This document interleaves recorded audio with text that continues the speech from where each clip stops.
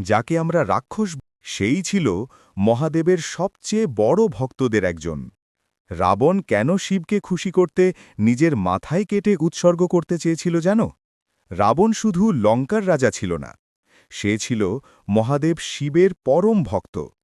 কথায় আছে, রাবণ কৈলাস পর্বত তুলতে গিয়েছিল নিজের শক্তি দেখাতে, কিন্তু শিব শুধু পায়ের আঙুল চাপা দিতেই রাবণ পাহাড়ের নিচে আটকে গেল।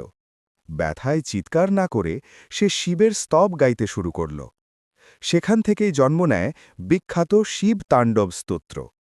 আরও এক কাহিনীতে বলা হয়, শিবকে সন্তুষ্ট করতে রাবণ নিজের মাথা এক এক করে কেটে অর্পণ করতে শুরু করেছিল। ৯টি মাথা দেওয়ার পর শিব খুশি হয়ে তাকে জীবন ফিরিয়ে দেন, আর দেন অদ্ভুত শক্তি ও বরদান।